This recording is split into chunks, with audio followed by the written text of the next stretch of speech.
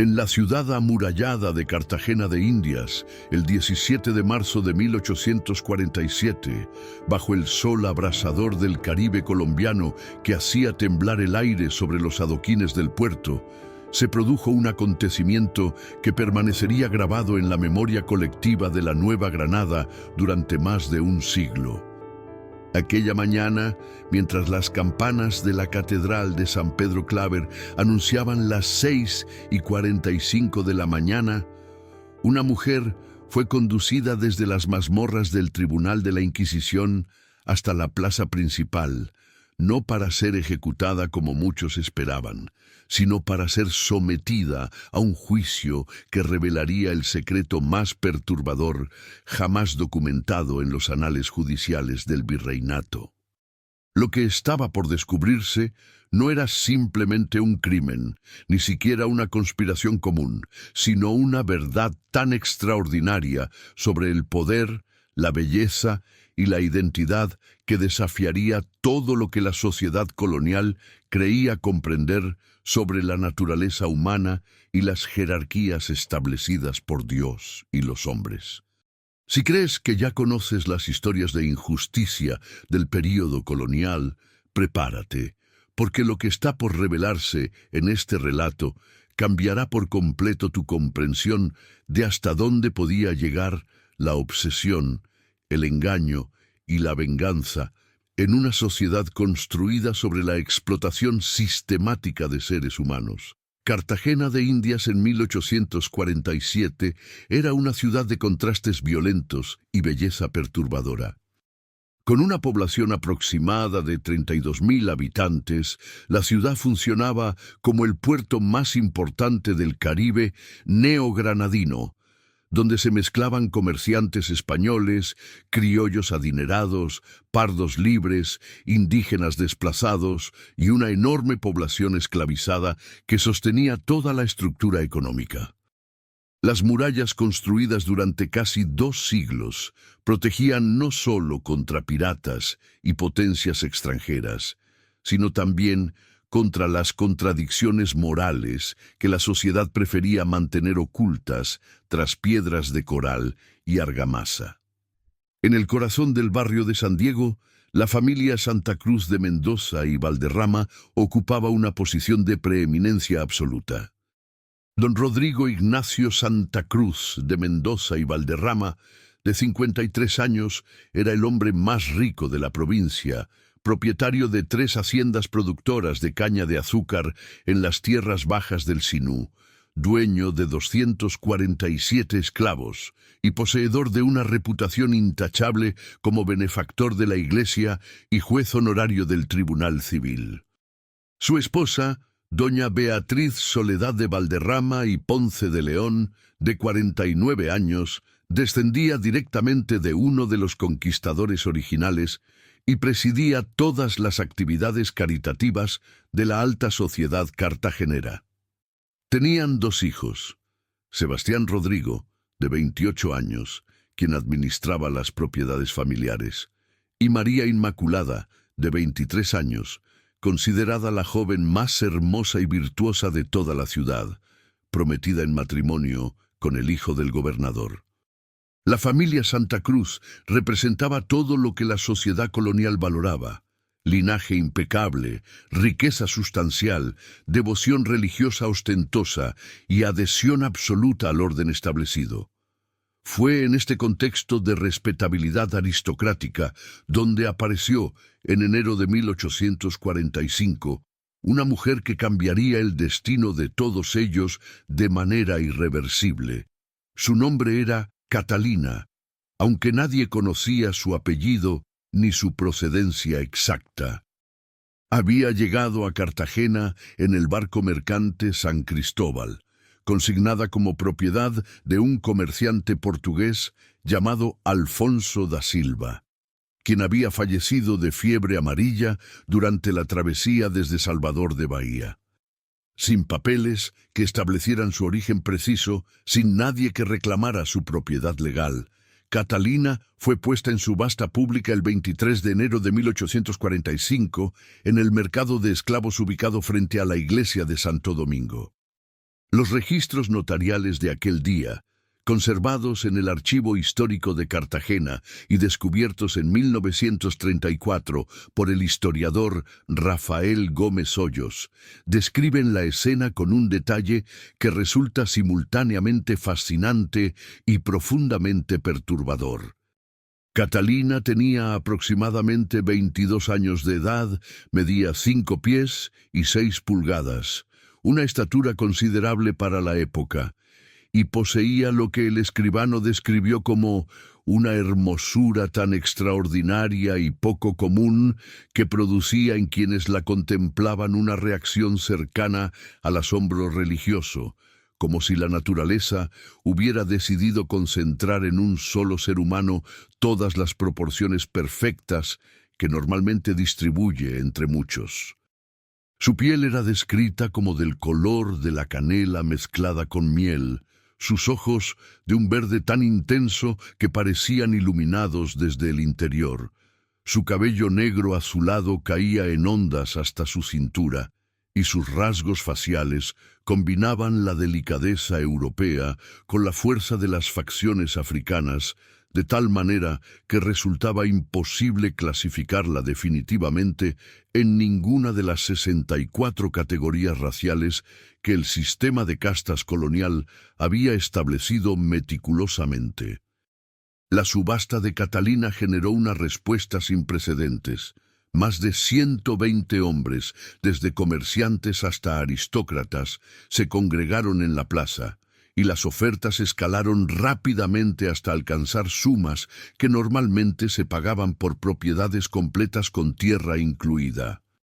Finalmente, después de 2 horas de puja feroz, don Rodrigo Santa Cruz ofreció la cantidad de 4,000 pesos oro, una suma absolutamente extraordinaria que equivalía al precio de 15 esclavos capacitados o al valor de una hacienda mediana con producción establecida. El escribano anotó que varios participantes protestaron la cantidad como moralmente inapropiada para el precio de una criatura humana, sin importar sus atributos físicos. Pero don Rodrigo insistió, y la transacción se completó a las 3:20 de la tarde de aquel día.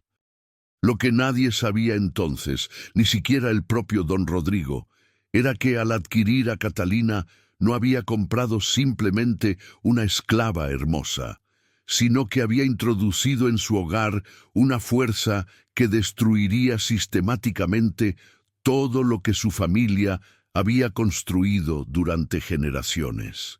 Catalina fue conducida a la mansión Santa Cruz, en la calle de la Factoria, una estructura imponente de 2 plantas con balcones de hierro forjado, patios interiores con fuentes de mármol y 23 habitaciones decoradas con muebles importados de España y pinturas religiosas de considerable valor.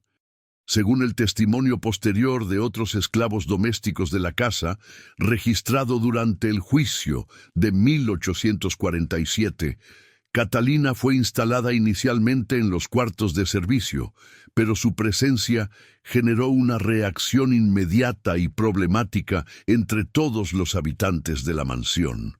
Doña Beatriz, al verla por primera vez, experimentó lo que describió como una inquietud profunda e inexplicable, como si la criatura trajera consigo alguna maldición invisible. Los 2 hijos de la familia reaccionaron de maneras diferentes, pero igualmente reveladoras.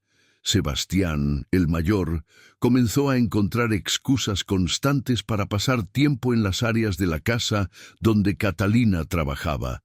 Sus visitas acompañadas de regalos inapropiados y comentarios que bordeaban lo impropio para un hombre de su posición.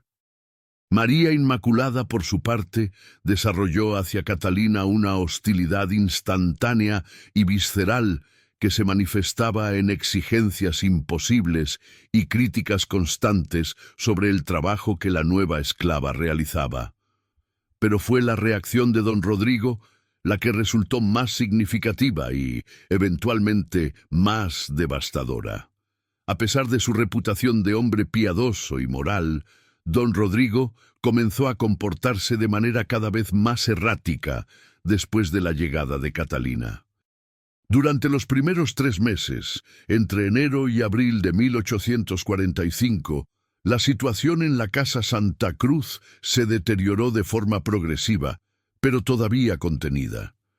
Catalina trabajaba como sirvienta personal de doña Beatriz, encargándose de su vestuario, su correspondencia y acompañándola en sus actividades sociales, como era costumbre para esclavas domésticas de su categoría. Los registros de la época indican que Catalina era excepcionalmente inteligente. Había aprendido a leer y escribir, dominaba el español con fluidez además de portugués y lo que parecía ser algún dialecto africano, y demostraba modales refinados que sugerían educación formal, algo absolutamente inusual para alguien en su condición. Esta combinación de belleza extraordinaria e inteligencia evidente hacía que su presencia fuera simultáneamente fascinante e inquietante para todos los que la rodeaban. Las otras esclavas de la casa, según sus testimonios posteriores, la trataban con una mezcla de respeto y temor, como si reconocieran en ella algo que trascendía las categorías normales de la servidumbre. Una de ellas, llamada Juana, quien había servido en la Casa Santa Cruz durante 22 años, declaró durante el juicio que Catalina nunca actuaba como esclava, incluso cuando obedecía órdenes, lo hacía con una dignidad que parecía cuestionar la propia legitimidad de quien ordenaba. Esta observación resultaría profética. El primer incidente significativo ocurrió el 14 de abril de 1845, durante la celebración del cumpleaños de María Inmaculada.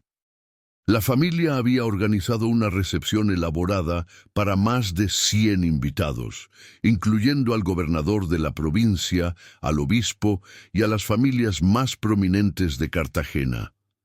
Catalina había sido asignada para servir durante el evento, vestida con el uniforme impecable que doña Beatriz exigía para sus esclavas domésticas. Según múltiples testigos, la aparición de Catalina entre los invitados causó un silencio momentáneo, seguido de murmullos generalizados. Varios hombres casados no pudieron ocultar su fascinación. Sus esposas reaccionaron con indignación apenas contenida. Y el propio novio de María Inmaculada, don Felipe Armando de Guzmán y Torrealba, quedó literalmente paralizado contemplando a Catalina durante varios minutos, hasta que su prometida lo confrontó públicamente. Lo que siguió fue una escena que los asistentes recordarían durante décadas. María Inmaculada, en un arrebato de furia y humillación, acusó a Catalina de comportarse de manera seductora e inapropiada, exigió que su padre la castigara severamente y amenazó con cancelar su compromiso matrimonial si esa criatura permanecía en la casa. Don Rodrigo, visiblemente incómodo y posiblemente bajo la influencia del vino, intentó calmar a su hija, prometiendo que Catalina sería transferida a una de las haciendas rurales donde no tendría contacto con la sociedad. Pero entonces ocurrió algo extraordinario que múltiples testigos confirmaron en sus declaraciones posteriores. Catalina, quien hasta ese momento había permanecido en silencio con la cabeza inclinada en la postura de sumisión esperada de una esclava, levantó la mirada directamente hacia don Rodrigo y pronunció una sola frase en un español perfectamente articulado. «El amo sabe que no puede enviarme lejos, porque entonces la verdad que tanto teme será revelada ante todos». El silencio que siguió a estas palabras fue absoluto. Don Rodrigo palideció visiblemente, sus manos comenzaron a temblar y durante casi un minuto completo pareció incapaz de articular respuesta alguna. Finalmente, con voz apenas audible, ordenó que Catalina fuera llevada inmediatamente a su habitación y confinada allí hasta nueva orden. El incidente terminó la celebración abruptamente. Los invitados comenzaron a retirarse con evidente incomodidad, y la familia Santa Cruz quedó sumida en una crisis que amenazaba con explotar su cuidadosamente construida fachada de respetabilidad. Doña Beatriz, en su testimonio posterior, declaró que aquella noche confrontó a su esposo exigiendo saber qué había querido decir Catalina con su enigmática afirmación. Don Rodrigo, según ella, se negó a discutir el asunto, se encerró en su despacho y no salió hasta el día siguiente, cuando anunció su decisión. Catalina no sería enviada a las haciendas, sino que permanecería en Cartagena, aunque en estricto confinamiento, dentro de una habitación específica de la mansión, sin contacto con nadie, excepto con él mismo, cuando fuera necesario supervisar su situación. Si esta historia te está impactando profundamente y crees que alguien más necesita conocer estas verdades olvidadas de nuestro pasado colonial, compártela ahora mismo con quienes valoran entender la complejidad humana detrás de la historia oficial. Estas son las historias que merecen ser recordadas y discutidas. Lo que sucedió durante los siguientes 16 meses, entre abril de 1845 y agosto de 1846, permanece parcialmente oscurecido por el secretismo que don Rodrigo impuso sobre la situación. Sin embargo, fragmentos de información emergieron posteriormente a través de testimonios de sirvientes, correspondencia descubierta y registros médicos. Catalina fue instalada en una habitación en el tercer piso de la mansión, un espacio que anteriormente había servido como almacén para documentos familiares. La habitación fue transformada con muebles confortables, libros, materiales de escritura e incluso instrumentos musicales. Don Rodrigo la visitaba diariamente, a veces permaneciendo con ella durante horas. Los sirvientes que llevaban comida a la habitación informaron que frecuentemente escuchaban conversaciones intensas, aunque no podían distinguir las palabras específicas. En varias ocasiones escucharon lo que parecía ser llanto, y no estaba claro si provenía de Catalina o del propio don Rodrigo. La situación generó tensiones crecientes en la familia.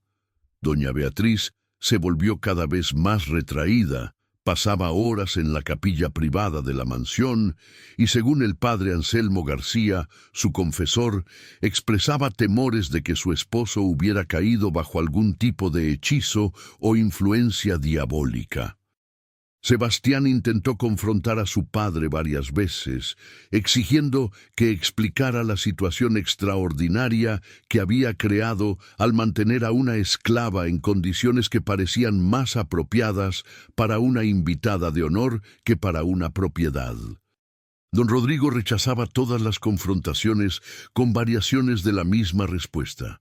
Había razones que no podía revelar, pero que eventualmente comprenderían, y que mientras tanto debían confiar en su juicio y respetar su autoridad como patriarca de la familia. María Inmaculada, cuyo compromiso matrimonial había sido suspendido indefinidamente después del escándalo de su fiesta de cumpleaños, desarrolló lo que los médicos de la época diagnosticaron como melancolía nerviosa. Pasaba días enteros en su habitación, se negaba a comer, y según su madre, expresaba repetidamente el deseo de que Catalina desapareciera de sus vidas por cualquier medio necesario. La crisis alcanzó un punto crítico el 15 de agosto de 1846, fecha de la festividad de la Asunción de la Virgen María. Aquella noche, mientras la familia asistía a la misa solemne en la catedral, se produjo un incendio en la mansión Santa Cruz. Las llamas consumieron completamente el ala este del edificio, incluyendo la habitación donde Catalina estaba confinada. Cuando don Rodrigo y su familia regresaron del servicio religioso, encontraron su casa envuelta en llamas, vecinos y esclavos formando cadenas con cubos de agua en un intento desesperado por controlar el fuego. La preocupación inmediata de don Rodrigo observada y comentada por múltiples testigos, no fue por sus posesiones materiales ni por la estructura de la casa, sino por Catalina.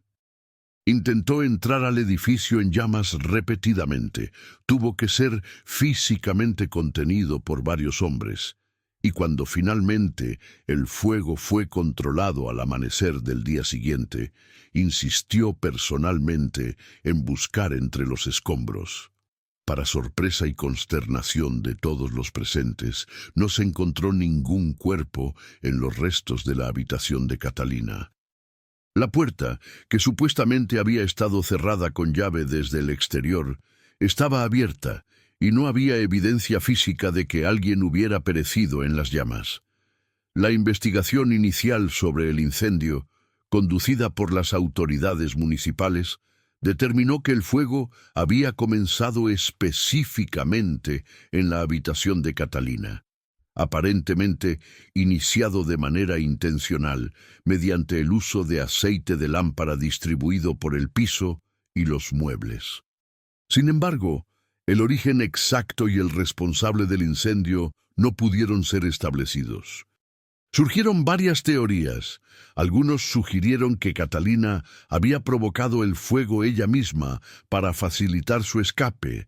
Otros propusieron que algún miembro de la familia Santa Cruz, probablemente María Inmaculada, actuando a través de intermediarios, había intentado eliminar a Catalina, y una tercera teoría, susurrada en círculos privados pero nunca expresada públicamente, sugería que fuerzas sobrenaturales estaban involucradas. Lo que sí era indiscutible era que Catalina había desaparecido, y con ella, aparentemente, desapareció también la estabilidad mental de don Rodrigo Santa Cruz. En los días siguientes al incendio, don Rodrigo ofreció una recompensa de 1,000 pesos oro por información sobre el paradero de Catalina. Movilizó a todos sus contactos en Cartagena y las provincias circundantes, contrató cazadores de esclavos profesionales y, según algunos registros, incluso contactó con practicantes de artes ocultas que prometían localizar personas desaparecidas mediante métodos no ortodoxos. Su comportamiento se volvió cada vez más errático e incomprensible para su familia y su círculo social. Dejó de asistir a sus obligaciones comerciales, se retiró de sus actividades caritativas y pasaba horas escribiendo cartas que luego destruía sin enviar. Fue durante este período que comenzaron a circular rumores extraordinarios sobre la verdadera identidad de Catalina. Algunos afirmaban que era en realidad la hija ilegítima de don Rodrigo, concebida durante su juventud con una esclava de una de sus haciendas, y que él la había comprado en la subasta al reconocerla, manteniéndola oculta para evitar el escándalo. Otros susurraban que Catalina era una princesa africana de linaje real, capturada y esclavizada ilegalmente, cuya familia poderosa buscaría venganza contra quienes la habían sometido. Una teoría particularmente popular en los barrios populares de Cartagena sostenía que Catalina era un espíritu o una aparición sobrenatural que había tomado forma humana para castigar a don Rodrigo por crímenes no especificados cometidos contra personas esclavizadas en sus haciendas. Ninguna de estas teorías tenía fundamento verificable, pero su proliferación indicaba hasta qué punto el caso de Catalina había capturado la imaginación pública y expuesto las tensiones subyacentes de la sociedad colonial. La verdad, cuando finalmente emergió, resultaría más compleja y perturbadora que cualquiera de estas especulaciones. El 23 de octubre de 1846, exactamente 9 semanas después del incendio, Catalina reapareció en Cartagena de una manera tan dramática que inmediatamente se convirtió en el único tema de conversación en toda la ciudad. Aquella mañana, mientras las campanas de la catedral llamaban a misa de 8, Catalina caminó tranquilamente por las calles principales de Cartagena, vestida con un elegante traje de viaje como el que usarían las damas de sociedad, acompañada por dos abogados prominentes de la ciudad, y se presentó directamente en las oficinas del gobernador. Allí, frente al propio gobernador don Mariano Eduardo de Ospina y ante varios testigos oficiales, Catalina presentó una demanda formal exigiendo su libertad inmediata bajo argumentos legales específicos. Los abogados que la representaban, don Luis Felipe Vergara y don Antonio José Restrepo, ambos juristas respetados con reputación de integridad profesional, presentaron documentación que, según afirmaban, demostraba que Catalina no era legalmente una esclava. Según estos documentos, Catalina había nacido libre en la ciudad de Salvador de Bahía, en Brasil, hija de una mujer libre de origen africano y de un comerciante portugués que la había reconocido legalmente. Los papeles incluían un certificado de bautismo, documentos de manumisión de su madre y lo que parecía ser un testamento del comerciante portugués Alfonso da Silva, el mismo hombre con quien Catalina había viajado a Cartagena y quien había fallecido durante el viaje. Según este testamento, da Silva no era simplemente el propietario de Catalina, como se había asumido cuando llegó a Cartagena, sino su padre biológico, y en el documento expresaba su voluntad de que Catalina fuera reconocida como libre y como su heredera legítima.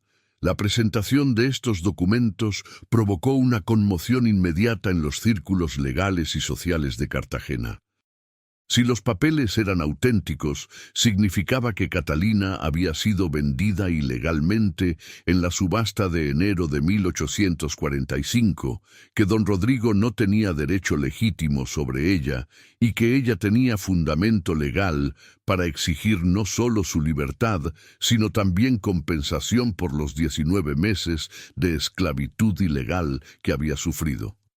Don Rodrigo, al ser informado de la demanda de Catalina, reaccionó con una furia que sorprendió incluso a quienes lo conocían bien.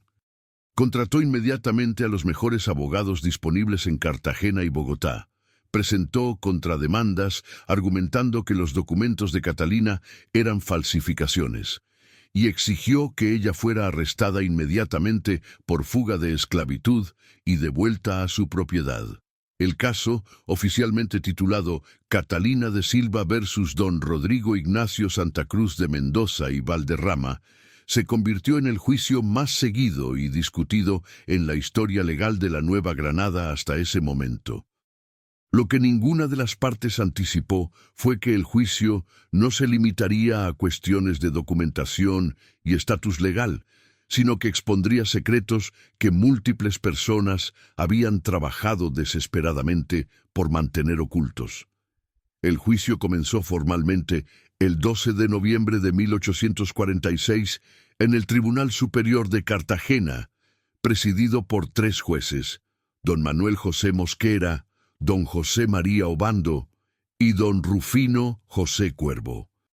La sala estaba abarrotada, con más de 200 personas luchando por conseguir asientos, y según crónicas de la época, había multitudes congregadas en las calles afuera del edificio del tribunal, esperando noticias sobre los procedimientos. Los primeros días del juicio se centraron en la autenticidad de los documentos presentados por Catalina. Los abogados de don Rodrigo argumentaron que los papeles eran falsificaciones obvias, producidas durante los 2 meses en que Catalina había estado escondida después del incendio. Presentaron expertos en caligrafía que señalaron inconsistencias en las firmas, argumentaron que el papel utilizado para algunos documentos no correspondía con el tipo disponible en Brasil en las fechas indicadas, y sugirieron que Catalina había sido ayudada por elementos abolicionistas que buscaban desestabilizar el sistema de esclavitud mediante casos de prueba como este. Los abogados de Catalina contraargumentaron que los documentos eran completamente legítimos, que habían sido verificados por autoridades consulares brasileñas y que las supuestas inconsistencias eran invenciones desesperadas de la defensa. Pero el verdadero giro en el juicio ocurrió el 3 de diciembre de 1846, cuando Catalina misma tomó el estrado para testificar. Habló durante más de 4 horas, con una articulación y presencia que asombraron a todos los presentes. Describió su vida en Salvador de Bahía, su educación bajo la tutela de su padre, la muerte de su madre cuando ella tenía 16 años, y el deterioro de la salud de su padre que lo había llevado a decidir viajar a Cartagena para establecer contactos comerciales finales antes de retirarse. Explicó que su padre había fallecido durante el viaje y que en la confusión que siguió, ella había sido incorrectamente clasificada como esclava propiedad del difunto en lugar de como su hija y heredera. Todo esto era consistente con lo que se había presentado previamente, pero entonces Catalina hizo una revelación que cambió completamente la naturaleza del juicio. Mirando directamente a don Rodrigo, quien estaba sentado en la primera fila con su equipo legal, Catalina declaró: «Don Rodrigo Santa Cruz sabía desde el momento en que me compró que yo era una mujer libre. Él sabía mi verdadera identidad porque había conocido a mi padre 20 años antes, durante viajes comerciales a Brasil. Él me compró no a pesar de saber que yo era libre, sino precisamente porque sabía quién era yo, y creía que manteniéndome como esclava, podría ocultar permanentemente un secreto que amenazaba con destruir su reputación y su familia». La sala del tribunal estalló en exclamaciones y conversaciones. Los jueces tuvieron que golpear sus mazos repetidamente para restaurar el orden. Los abogados de don Rodrigo se pusieron de pie, objetando vehementemente, exigiendo que la acusación no sustanciada fuera retirada del registro. Pero Catalina continuó, ahora con voz más firme y una expresión que combinaba dolor y determinación. Explicó que su padre, Alfonso da Silva, había mantenido una correspondencia de décadas con don Rodrigo relacionada con transacciones comerciales de azúcar y esclavos entre Brasil y Nueva Granada. En sus últimos años, su padre le había confiado que durante uno de sus viajes a Cartagena, en 1823, había sido testigo de un incidente que involucraba a don Rodrigo, entonces un hombre joven de 29 años y una esclava joven de una plantación vecina.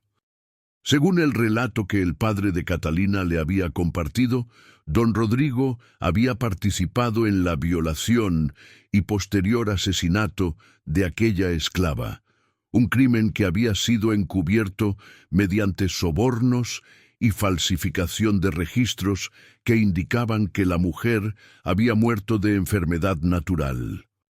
Alfonso da Silva, horrorizado por lo que había presenciado pero temeroso de las repercusiones de acusar a un hombre de la posición de don Rodrigo, había guardado silencio, pero había documentado meticulosamente lo que sabía en su diario personal. Catalina afirmó que después de la muerte de su padre durante el viaje a Cartagena, había encontrado entre sus pertenencias tanto el diario como cartas que dejaban claro que da Silva había planeado confrontar a don Rodrigo con este conocimiento, posiblemente para exigir compensación para la familia de la esclava asesinada o para forzar alguna forma de confesión y arrepentimiento. Cuando Catalina llegó a Cartagena y fue puesta en subasta, don Rodrigo la había reconocido por su parecido con su padre y, temiendo que ella conociera el contenido del diario y las cartas, había pagado la suma extraordinaria para adquirirla, no por su belleza como todos habían asumido, sino para tenerla bajo su control absoluto y evitar que revelara información que lo destruiría. Las acusaciones de Catalina crearon un escándalo mayúsculo. Si lo que decía era cierto, Don Rodrigo no solo había cometido un crimen atroz décadas antes, sino que había cometido otro crimen al esclavizar ilegalmente a una mujer libre con el propósito de encubrir el primero. Los abogados de don Rodrigo negaron vehementemente todas las acusaciones. Las caracterizaron como difamaciones maliciosas, diseñadas para destruir la reputación de un hombre honorable, y exigieron que Catalina presentara evidencia concreta del supuesto diario de su padre. Aquí fue donde la estrategia de Catalina demostró su brillantez calculada. Declaró que el diario original de su padre había estado en su posesión hasta el incendio de agosto de 1846, cuando aparentemente había sido destruido en las llamas. Sin embargo, durante sus meses de confinamiento en la habitación de la mansión Santa Cruz, cuando don Rodrigo la visitaba diariamente, ella había logrado hacer que él mismo confirmara la verdad de lo que su padre había documentado. Explicó que había utilizado fragmentos del conocimiento que poseía para provocar que don Rodrigo, en sus conversaciones con ella, revelara detalles específicos del crimen de 1823. Y aquí presentó su carta decisiva, un testigo que había escuchado esas conversaciones. El testigo era Sebastián Santa Cruz, el hijo mayor de don Rodrigo. En uno de los momentos más dramáticos jamás presenciados en un tribunal de la Nueva Granada, Sebastián se puso de pie en la sala, se acercó al estrado y ante la mirada horrorizada de su padre, confirmó que en varias ocasiones había escuchado desde el pasillo conversaciones entre su padre y Catalina, en las que don Rodrigo, creyendo que estaban solos, había admitido hechos que correspondían exactamente con las acusaciones que Catalina ahora presentaba. Sebastián testificó que inicialmente había escuchado por accidente, pero que luego había continuado haciéndolo deliberadamente, porque estaba perturbado por el comportamiento inexplicable de su padre y buscaba comprender qué poder tenía Catalina sobre él. Lo que había escuchado lo había atormentado durante meses, su padre confesando entre sollozos un crimen de juventud, suplicando el perdón de Catalina como si ella pudiera otorgarlo en nombre de la víctima muerta hace décadas, expresando su tormento por haber construido una vida de respetabilidad sobre la base de un secreto terrible. El testimonio de Sebastián contra su propio padre representó un momento de ruptura fundamental en la estructura social de Cartagena. Violaba todas las expectativas de lealtad familiar, desafiaba la autoridad patriarcal que era el fundamento mismo de la sociedad colonial, y validaba las acusaciones de una mujer esclavizada contra un hombre de la más alta posición social. La reacción fue inmediata y polarizada. Muchos en la sala y posteriormente en la ciudad consideraron a Sebastián un traidor a su familia y su clase, alguien que había sido seducido o engañado por Catalina para destruir a su propio padre. Otros, particularmente entre las poblaciones esclavizadas y libres de color, lo vieron como un hombre valiente que había elegido la verdad sobre la lealtad tribal de su clase. El juicio se suspendió durante 2 semanas mientras los jueces consideraban las implicaciones del testimonio de Sebastián y determinaban cómo proceder. Durante este período, la ciudad de Cartagena estuvo al borde del caos social. Las familias aristocráticas se dividieron entre quienes defendían a don Rodrigo como víctima de una conspiración y quienes, en privado al menos, reconocían que su culpabilidad era probable. Hubo llamados desde ciertos sectores para que el caso fuera desestimado por consideraciones de orden público, argumentando que exponer los crímenes de un miembro prominente de la sociedad podría incitar rebelión entre las poblaciones esclavizadas. Otros argumentaban exactamente lo contrario, que permitir que don Rodrigo escapara de la justicia demostraría la bancarrota moral completa del sistema y justificaría cualquier forma de resistencia contra él. Don Rodrigo mismo sufrió lo que los médicos diagnosticaron como una crisis nerviosa. Se recluyó en su casa, se negó a ver a nadie excepto a su esposa y sus abogados, y según reportes, pasaba sus días en un estado de semidelirio, alternando entre proclamaciones de inocencia y episodios de lo que parecía ser remordimiento profundo. Doña Beatriz, enfrentando el colapso de su mundo, buscó guía espiritual intensiva del obispo, quien le aconsejó que orara por la redención de su esposo, pero que también se preparara para la posibilidad de que Dios estuviera usando estos eventos para exponer pecados que requerían expiación pública.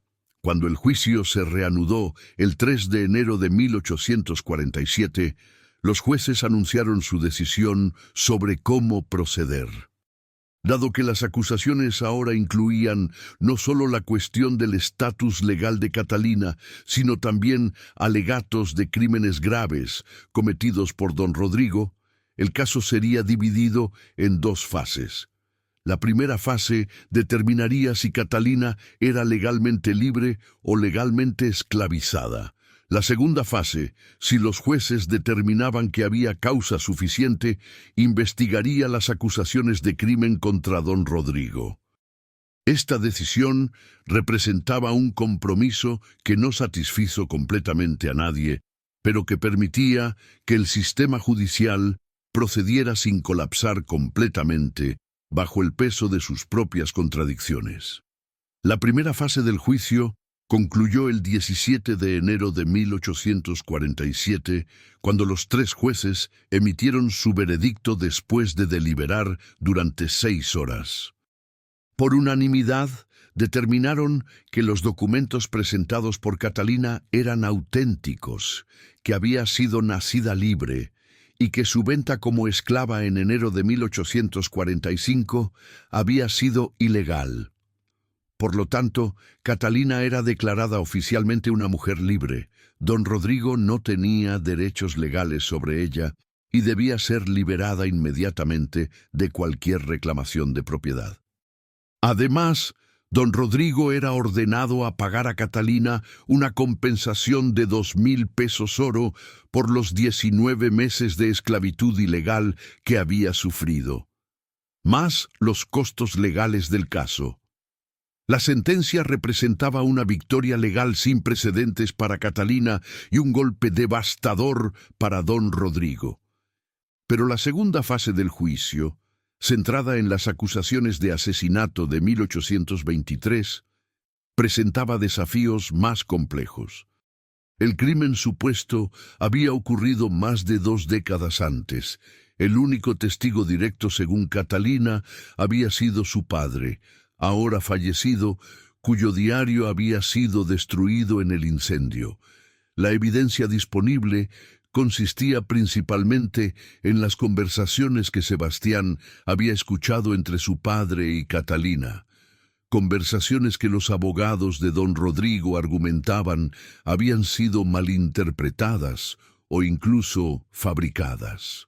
Durante las siguientes 6 semanas, los fiscales designados por el tribunal intentaron construir un caso criminal contra don Rodrigo.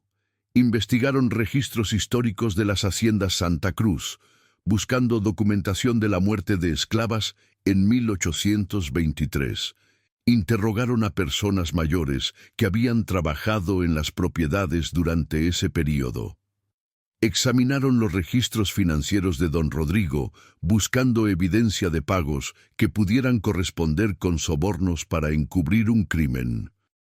Los resultados fueron frustrantes y ambiguos. Encontraron que en julio de 1823 había muerto una esclava joven llamada María Josefa en una de las haciendas Santa Cruz, oficialmente de fiebre tropical. No había autopsia, como era común para esclavos en esa época. Hubo pagos inusuales a un médico local y a un oficial de policía regional en las semanas siguientes a la muerte, pero don Rodrigo pudo explicar estos pagos como relacionados con transacciones comerciales legítimas. Varios antiguos esclavos de la propiedad, ahora libres debido a edad avanzada o manumisión, fueron interrogados. Algunos recordaban rumores de que la muerte de María Josefa había sido sospechosa, pero ninguno podía o quería proporcionar detalles específicos. El testigo más revelador fue un hombre de 82 años llamado Andrés, quien había sido capataz en la hacienda en 1823. Testificó que había visto a María Josefa con lesiones severas la noche antes de su muerte, que había escuchado gritos provenientes de la casa principal y que al día siguiente le habían ordenado preparar un entierro rápido y discreto. Pero cuando se le preguntó directamente si sabía que don Rodrigo había causado esas lesiones, Andrés se negó a responder, citando temor por su propia seguridad y la de su familia. El 17 de marzo de 1847, exactamente la fecha con que comenzamos esta narrativa, los jueces emitieron su veredicto final sobre las acusaciones criminales contra don Rodrigo. Fue un veredicto que reflejaba tanto las limitaciones de la evidencia como las presiones contradictorias bajo las cuales operaba el sistema judicial colonial. Los jueces declararon que había sospecha fundada de que don Rodrigo había estado involucrado en la muerte de María Josefa en 1823, pero que la evidencia disponible no era suficiente para sostener una condena criminal bajo los estándares de prueba requeridos. Sin embargo, dado el peso de las circunstancias, don Rodrigo era formalmente censurado por el tribunal. Se le ordenaba hacer una contribución sustancial de 5,000 pesos oro a un fondo para mejorar las condiciones de esclavos en la provincia, y su reputación social quedaba permanentemente manchada por las sospechas que el juicio había expuesto. Era un compromiso característico del sistema. Reconocía la probable culpabilidad de don Rodrigo sin aplicar el castigo completo que sus crímenes merecían, protegía parcialmente las estructuras sociales que hombres como él representaban mientras simultáneamente afirmaba principios de justicia que esas mismas estructuras contradecían. La reacción al veredicto fue predeciblemente dividida. Catalina, quien había ganado su libertad y una compensación, expresó públicamente que aunque el veredicto criminal era insatisfactorio, representaba más justicia de la que la mayoría de las víctimas del sistema esclavista jamás reciben, y por eso debo estar agradecida incluso mientras reconozco lo inadecuado que es. Don Rodrigo, a pesar de haber evitado prisión o castigo severo, estaba completamente destruido social y personalmente. Su reputación, construida cuidadosamente durante décadas, yacía en ruinas. Sus asociados comerciales comenzaron a distanciarse.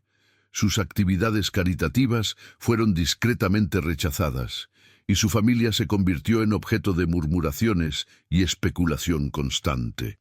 El 3 de mayo de 1847, don Rodrigo Ignacio Santa Cruz de Mendoza y Valderrama fue encontrado muerto en su despacho privado. Había ingerido una dosis letal de láudano.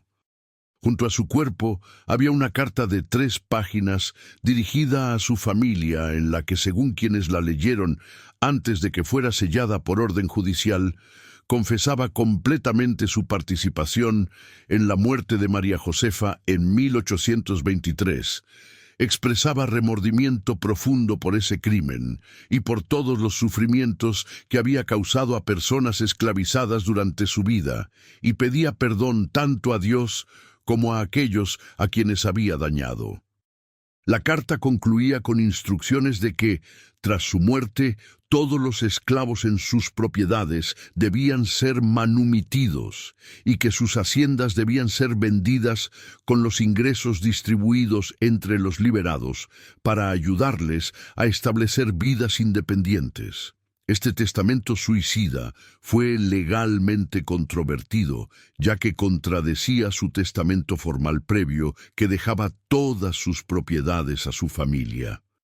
Se inició una disputa legal que duró casi 2 años, pero finalmente un tribunal determinó que las instrucciones en la carta de suicidio representaban la verdadera última voluntad de don Rodrigo y debían ser respetadas. Para 1849, los 247 esclavos de las propiedades Santa Cruz habían sido liberados, convirtiéndose en uno de los casos más grandes de manumisión colectiva en la historia de la Nueva Granada. Las consecuencias del caso se extendieron mucho más allá de la familia Santa Cruz. Doña Beatriz, viuda y socialmente aislada, se retiró a un convento donde pasaría el resto de sus días en contemplación religiosa. Murió en 1859, habiendo tomado votos finales y adoptado el nombre de Sor María de los Dolores. Sebastián Santa Cruz, quien había testificado contra su padre, enfrentó ostracismo severo de su clase social. Abandonó Cartagena en 1848. Se estableció en Bogotá, donde nadie conocía su historia, y según registros, trabajó como contador bajo un nombre diferente. Nunca se casó y murió en 1871 en relativa oscuridad. María Inmaculada Santa Cruz nunca se recuperó completamente de los eventos. Su compromiso matrimonial había sido permanentemente cancelado. Ningún otro hombre de su clase social deseaba asociarse con su familia, y desarrolló lo que los médicos describieron como neurosis severa. Pasó la mayor parte de sus años restantes en la casa familiar, cada vez más vacía a medida que los sirvientes eran liberados y los muebles vendidos para pagar deudas. Murió en 1854, a la edad de 30 años, oficialmente de consunción, pero, según algunos, realmente de desesperación. En cuanto a Catalina, su vida después del juicio tomó un camino extraordinario que merece ser contado.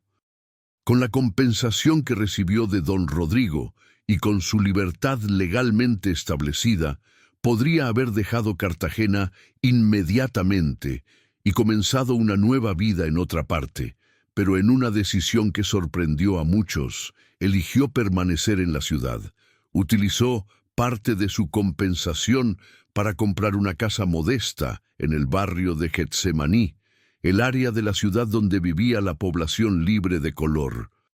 Estableció una escuela pequeña donde enseñaba a leer y escribir a niños de familias libres de color y, secretamente, a algunos esclavos domésticos cuyos amos permitían que recibieran educación básica. Esta actividad era técnicamente ilegal bajo las regulaciones coloniales que prohibían educar a esclavos, pero las autoridades, tal vez exhaustas por las controversias que el caso de Catalina había generado, eligieron no intervenir. Catalina también comenzó a trabajar con abogados abolicionistas, ayudando a documentar casos de personas que, como ella, habían sido esclavizadas ilegalmente. Su conocimiento directo del sistema, combinado con su educación y elocuencia, la convirtieron en una defensora efectiva. Entre 1847 y 1851 participó en la documentación de 14 casos de esclavitud ilegal en Cartagena y las provincias circundantes, de los cuales 7 resultaron en liberaciones exitosas. Desarrolló una reputación casi mítica entre las poblaciones esclavizadas, como alguien que podía desafiar el sistema y ganar. En 1851, cuando la Nueva Granada finalmente abolió la esclavitud oficialmente, Catalina de Silva, ahora de 28 años, fue invitada a estar presente en la ceremonia oficial en Bogotá, donde se promulgó la ley. Su presencia fue reconocida como simbólica de las luchas individuales que habían precedido y contribuido a la abolición final. Después de la abolición, Catalina continuó su trabajo educativo en Cartagena durante casi 2 décadas más. Nunca se casó, dedicando su vida completamente a la enseñanza y la asistencia a antiguos esclavos en su transición a la libertad. Mantuvo correspondencia con abolicionistas y educadores en otras partes de América Latina y ocasionalmente en Europa. convirtiéndose en una figura respetada en círculos reformistas. Su escuela creció gradualmente, eventualmente educando a más de 100 estudiantes por año. En 1869, a la edad de 46 años, Catalina de Silva falleció de tuberculosis, una enfermedad que había contraído años antes, pero que había logrado manejar hasta que su salud finalmente colapsó. Su funeral fue asistido por más de 1000 personas, una mezcla extraordinaria de antiguos esclavos, personas libres de color y algunos miembros progresistas de la sociedad criolla que habían llegado a admirar su trabajo. Fue enterrada en el cementerio de Manga, y su tumba se convirtió en un lugar de peregrinaje informal para quienes la habían conocido o cuyas vidas había tocado. La historia de Catalina y los Santa Cruz fue documentada extensivamente en su época a través de transcripciones judiciales, artículos periodísticos y memorias personales de quienes estuvieron involucrados. Sin embargo, después de su muerte, la historia comenzó a desvanecerse de la memoria colectiva, víctima del deseo general de olvidar los aspectos más perturbadores del pasado esclavista. No fue hasta 1934, cuando el historiador Rafael Gómez Hoyos redescubrió las transcripciones completas del juicio en los archivos de Cartagena mientras investigaba para su tesis doctoral sobre el sistema legal colonial, que la historia completa volvió a la atención pública.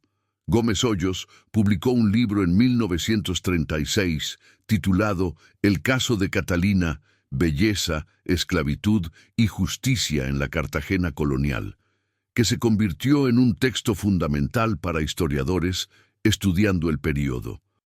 El libro generó controversia renovada, particularmente entre descendientes de la familia Santa Cruz, que argumentaban que presentaba a su ancestro de manera injustamente negativa. Sin embargo, la documentación que Gómez Hoyos había descubierto era demasiado extensa y específica para ser desestimada. En 1947, el centenario del juicio, la ciudad de Cartagena erigió una pequeña placa conmemorativa en la ubicación de la antigua escuela de Catalina, reconociendo sus contribuciones a la educación y la justicia social. La placa, que todavía existe, lee simplemente: en este sitio Catalina de Silva, nacida esclava pero libre en espíritu, enseñó a cientos que la libertad comienza con el conocimiento. 1847-1869. En los años recientes, la historia de Catalina ha experimentado un renacimiento de interés, particularmente entre académicos estudiando la intersección de raza, género y resistencia en la sociedad colonial. Se han publicado múltiples estudios analizando diferentes aspectos de su caso: su uso estratégico del sistema legal, su navegación de las complejas categorías raciales coloniales, su combinación de belleza física y capacidad intelectual como herramientas de supervivencia y resistencia, y su transformación de víctima a agente de cambio social. En 2015, una investigación exhaustiva de registros brasileños, realizada por la historiadora María Clara dos Santos, confirmó definitivamente la autenticidad de los documentos que Catalina había presentado durante su juicio. Dos Santos localizó registros originales en Salvador de Bahía que correspondían exactamente con las copias presentadas en Cartagena, eliminando cualquier duda residual sobre la legitimidad de las reclamaciones de Catalina. Esta historia de Catalina de Silva y don Rodrigo Santa Cruz nos confronta con verdades incómodas sobre la naturaleza humana y las sociedades que construimos. Nos muestra que la belleza extraordinaria puede ser simultáneamente un regalo y una maldición, especialmente en sistemas que objetifican y cosifican a las personas. Nos revela que la respetabilidad social puede ser una máscara cuidadosamente mantenida sobre crímenes terribles. Nos demuestra que incluso en los sistemas más opresivos, individuos con suficiente coraje, inteligencia y determinación pueden encontrar grietas para insertar palancas de justicia.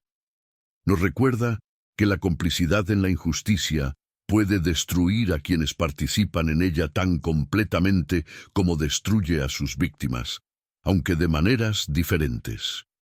Y nos enseña que el costo de la verdad y la justicia es frecuentemente devastador para todos los involucrados, pero que ese costo debe ser pagado si queremos vivir en sociedades que merecen llamarse civilizadas. La figura de Catalina permanece como un recordatorio de las innumerables mujeres y hombres que resistieron el sistema esclavista de maneras grandes y pequeñas, que insistieron en su humanidad cuando el sistema negaba esa humanidad, y que lucharon por justicia incluso cuando la justicia parecía imposible. No todas estas historias terminaron con libertad y vindicación como la de Catalina. La mayoría terminaron en sufrimiento, muerte y olvido. Pero cada resistencia, cada afirmación de dignidad, cada demanda de reconocimiento como ser humano, contribuyó al eventual derrumbamiento del sistema que pretendía reducir personas a propiedad.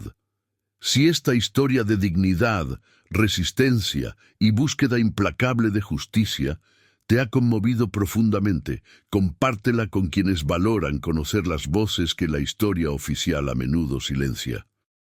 Dale like para que más personas puedan descubrir estas verdades olvidadas y suscríbete al canal para seguir explorando juntos los relatos que nos ayudan a entender cómo el pasado continúa moldeando nuestro presente. Estas son las historias que merecen ser contadas una y otra vez, hasta que finalmente aprendamos las lecciones que ofrecen. Hoy visitantes a Cartagena pueden caminar por las mismas calles donde Catalina fue vendida en subasta, donde desafió a sus opresores en el tribunal y donde dedicó sus años de libertad a educar a otros. La casa donde vivió todavía existe, aunque ahora es una residencia privada. La tumba en el cementerio de Manga es visitada ocasionalmente por aquellos que conocen su historia, y en los archivos de la ciudad, las transcripciones de su juicio permanecen como testimonio de un momento en que la verdad, aunque dolorosa e imperfectamente aplicada, logró emerger y cambiar vidas. El misterio de la esclava más hermosa de Colombia no era realmente un misterio sobre belleza, sino sobre identidad, sobre el poder de mantener la dignidad propia incluso cuando todos los sistemas sociales intentan destruirla, sobre el coraje requerido para exponer verdades que otros quieren desesperadamente ocultar. Catalina de Silva resolvió ese misterio no con respuestas simples, sino con la complejidad total de una vida vivida con intención y propósito, una vida que se negó a ser definida por las categorías que otros intentaron imponerle. Su legado no es simplemente que ganó su libertad, sino que utilizó esa libertad para expandir las posibilidades de libertad para otros. En los ojos de sus estudiantes que aprendieron a leer y escribir, en los casos de esclavitud ilegal que ayudó a documentar, en la inspiración que su historia continúa proporcionando a quienes estudian la resistencia contra la opresión, Catalina de Silva vive todavía, susurrando a través de los siglos que ningún sistema, sin importar cuán poderoso, puede finalmente extinguir el espíritu humano que se niega a ser apagado.